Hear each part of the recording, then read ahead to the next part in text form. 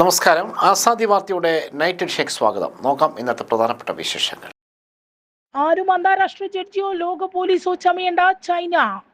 BJP നേതൃത്വത്തോട് പോടാ പുല്ലേ എന്ന് പറയാത്തത് ജയിപ്പിച്ചവരെ ഓർത്ത് തുറന്നടിച്ച് ശ്രീലേഖ.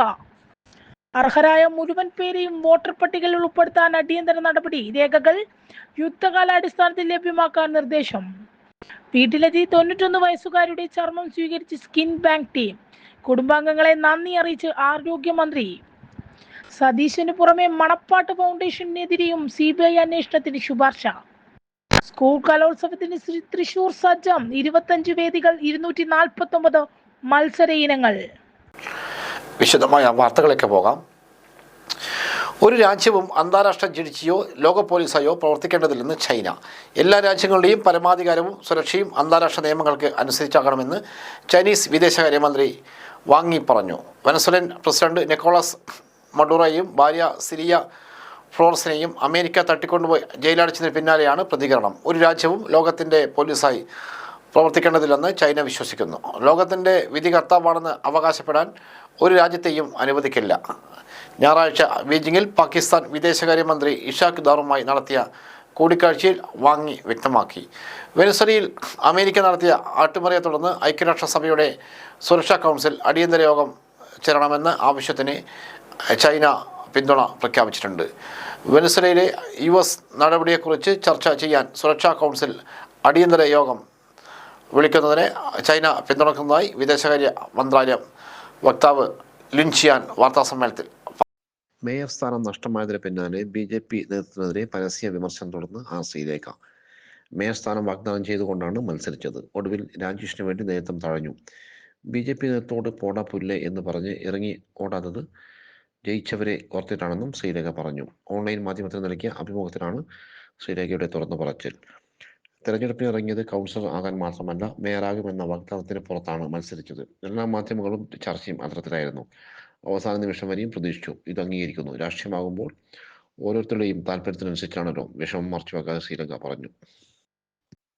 അർഹരായ മുഴുവൻ ആളുകളെയും വോട്ടേഴ്സ് ലിസ്റ്റിൽ ഉൾപ്പെടുത്തിയാൽ അടിയന്തര നടപടികൾക്ക് സംസ്ഥാന സർക്കാർ തീരുമാനമെടുത്തു. മതിയായ രേഖകൾ കൈവശമില്ലാത്തവർക്ക് യുദ്ധകാലാടിസ്ഥാനത്തിൽ രേഖകൾ ലഭ്യമാകുന്നതിനുള്ള നടപടികൾ സ്വീകരിക്കാൻ ജില്ലാ കളക്ടർക്ക് നിർദ്ദേശം നൽകി. രേഖകൾ കിട്ടാൻ ഒരു ഫീസും ഈടാക്കുന്നതല്ല. ഏതെങ്കിലും ഫീസ് ഉണ്ടെങ്കിൽ അത് ഈ കാലയളവിൽ ഒഴിവാക്കുമെന്നും മുഖ്യമന്ത്രിയുടെ ഓഫീസ് വാർത്താക്കുറിപ്പിൽ അറിയിച്ചു. വോട്ടർ പട്ടികയിൽ പേര് ഉൾപ്പെടുത്തുന്നതിന് ജനങ്ങളെ സഹായിക്കുന്നതിനായി മതിയായ സഹായ കേന്ദ്രങ്ങൾ പ്രാദേശിക അടിസ്ഥാനത്തിൽ സ്ഥാപിക്കുന്നതിന് മന്ത്രിസഭാ യോഗം നേരത്തെ തീരുമാനിച്ചിട്ടുണ്ട്. ആവശ്യമുള്ള സ്ഥലങ്ങളിലെല്ലാം പൊതുജനങ്ങൾക്ക് ബുദ്ധിമുട്ടുണ്ടാകാത്ത രീതിയിൽ ഹിയറിംഗ് കേന്ദ്രങ്ങൾ സജ്ജീകരിക്കുന്നതിനും അതിനുവേണ്ട അടിസ്ഥാന സൗകര്യങ്ങൾ ഉറപ്പുവരുത്തുന്നതിനും ജില്ലാ കളക്ടർമാർക്ക് ചുമതല നൽകി. ഹിയറിംഗ് കേന്ദ്രങ്ങളിൽ ആവശ്യമെങ്കിൽ വളണ്ടിയർമാരുടെ സേവനവും മതിയായ ഹിയറിംഗ് ഉദ്യോഗസ്ഥരുടെ സേവനവും ഉറപ്പുവരുത്തേണ്ടതാണ്. പൊതുജനങ്ങൾക്ക് ഓൺലൈനായി ഫോമുകൾ സമർപ്പിക്കുന്നതിനുള്ള സൗകര്യം എല്ലാ സഹായ കേന്ദ്രങ്ങളിലും സജ്ജീകരിക്കും. അക്ഷയ സെന്ററുകളിൽ ഈടാക്കുന്ന ഫീസ് ലഘൂകരിക്കാൻ IT വകുപ്പിന് നിർദ്ദേശം നൽകിയിട്ടുണ്ട്. ബൂത്ത് ലെവൽ ഓഫീസർമാരെ നിയോഗിക്കാത്തതോ ഒഴിവുള്ളതോ ആയ പോളിംഗ് സ്റ്റേഷനുകളിൽ 2 ദിവസത്തിനകം തന്നെ നിയമനം നടത്തണമെന്നും നിർദ്ദേശിച്ചു.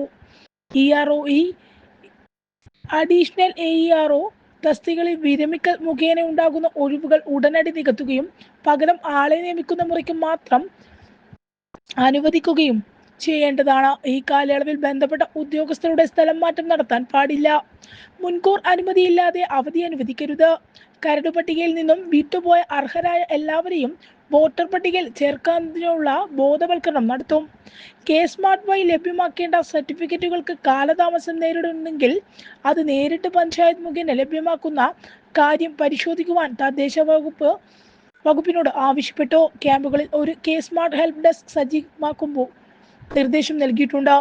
ചീഫ് സെക്രട്ടറിയുടെ നേതൃത്വത്തിൽ ചേർന്ന യോഗം ഈ കാര്യങ്ങൾ വിശദമായി പരിശോധിക്കുകയും ആവശ്യമായ നടപടികൾ ബന്ധപ്പെട്ട എല്ലാവർക്കും നിർദ്ദേശം നൽകുകയും ചെയ്തിട്ടുണ്ട്. അർഹരായ എല്ലാവർക്കും സമ്മതിദാന അവകാശം ലഭ്യമാക്കുക എന്ന ലക്ഷ്യത്തോടെ സർക്കാർ വില്ലേജ് തലത്തിൽ ഹെൽപ്പ് ഡെസ്കുകൾ ആരംഭിച്ചത് ഈ പശ്ചാത്തലത്തിലാണ്. വോട്ടർ പട്ടികയിൽ നിന്നും വിട്ടുപോയ മുഴുവൻ ആളുകളും ഈ സൗകര്യം ഉപയോഗിക്കണമെന്നും മുഖ്യമന്ത്രിയുടെ ഓഫീസ് അറിയിച്ചു. 64ാമത് സംസ്ഥാന സ്കൂൾ കലോത്സവത്തിന് ആതിഥേയത്വം വഹിക്കുന്ന തൃശൂർ ജില്ലയിലെ ഒരുക്കങ്ങൾ പൂർത്തിയായെന്ന് പൊതുവിദ്യാഭ്യാസ വകുപ്പ് മന്ത്രി വി ശിവൻകുട്ടി തൃശൂർ രാമനിലയം ഗസ്റ്റ് ഹൗസിൽ മാധ്യമങ്ങളോട് സംസാരിക്കുകയായിരുന്നു മന്ത്രി. ജനുവരി 16 മുതൽ 18 വരെ ജില്ലയിൽ 25 വേദികളിലായി 249 മത്സര ഇനങ്ങളിൽ വിദ്യാർത്ഥികൾ മത്സരിക്കും. തെക്കൻകാട് മൈതാനത്തെ എക്സിബിഷൻ ഗ്രൗണ്ടാണ് പ്രധാന വേദി. 14 രാവിലെ 10 മണിക്ക് മുഖ്യമന്ത്രി പിണറായി വിജയൻ കലോത്സവത്തിന്റെ ഉദ്ഘാടനം നിർവഹിക്കും. ജനുവരി 9 വൈകിട്ട് ലഹരിക്കെതിരെ വിദ്യാർത്ഥികളുടെ പ്രതിരോധ ശൃംഖല സൃഷ്ടിക്കുന്നതോടെ കലോത്സവത്തിന് തുടക്കമാകും. ജില്ലയിലെ വിവിധ വിദ്യാലയങ്ങളിൽ നിന്നും 10,000-ഓളം വിദ്യാർത്ഥികൾ ലഹരിക്കെതിരെയുള്ള പ്രതിരോധ ശൃംഖലയിൽ പങ്കുചേരും. സ്വർണ്ണക്കപ്പ് 12, 13 തീയതികളിൽ ജില്ലയിലെ വിവിധ നിയോജക മണ്ഡലങ്ങളിൽ സ്വീകരിച്ച് 13 വൈകിട്ട് 3:30 ടൗൺ ഹാളിൽ സ്വീകരണം നൽകും. 1000-ഓളം വിദ്യാർത്ഥികൾ NCC, NSS, SPC കേഡറ്റുകൾ എന്നിവരുടെ അകമ്പടിയോടുകൂടിയാണ് ടൗൺ ഹാളിൽ സ്വർണ്ണക്കപ്പ് സ്വീകരിക്കുക. കലോത്സവത്തിന്റെ 25 വേദികൾക്കും പല ശ്രേണിയിൽപ്പെടുന്ന ഗന്ധമുള്ള പൂക്കളുടെ പേരാണ് നൽകിയിട്ടുള്ളത്. ഉത്തരവാദിത്ത കലോത്സവം എന്നതാണ് ഇത്തവണത്തെ കലോത്സവത്തിന്റെ ആപ്തവാക്യം. 25 വേദികളിലും ആംബുലൻസ്, കുടിവെള്ളം എന്നിവ സജ്ജമാക്കും. 20 സ്കൂളുകളിലാണ് താമസ സൗകര്യം ഒരുക്കിയിട്ടുള്ളത്. എല്ലാ വേദികളിലും താമസ സൗകര്യം ഒരുക്കിയ സ്കൂളുകളിലും പോലീസ് നിരീക്ഷണം ഉണ്ടാകും. ശുചിമുറി, ടോയ്ലറ്റ് എന്നിവ ഒരുക്കും. ജലലഭ്യത ഉറപ്പുവരുത്തും. ഓരോ മത്സര ഇനത്തിന്റെയും ഫലം ഉടനെ തന്നെ സൈറ്റിൽ അപ്ലോഡ് ചെയ്യുന്നതിനുള്ള നടപടികൾ സ്വീകരിക്കും. പൂർണ്ണമായും ഹരിതചട്ടം പാലിച്ചുകൊണ്ടുള്ള ഹരിത കലോത്സവമായിരിക്കും ഉണ്ടാവുക. വിദ്യാർത്ഥി സൗഹൃദമാക്കി സംസ്ഥാന സ്കൂൾ കലോത്സവം മാറ്റുന്നതിനുള്ള എല്ലാ തയ്യാറെടുപ്പുകളും സജ്ജമായിട്ടുണ്ടെന്ന് മന്ത്രി പറഞ്ഞു. വിദ്യാഭ്യാസ മന്ത്രി ശിവൻകുട്ടി ചടങ്ങിൽ അധ്യക്ഷത വഹിക്കും. സ്വാഗത സംഘം ചെയർമാൻ കൂടിയായ റവന്യൂ മന്ത്രി കെ രാജൻ സ്വാഗതം ആശംസിക്കും.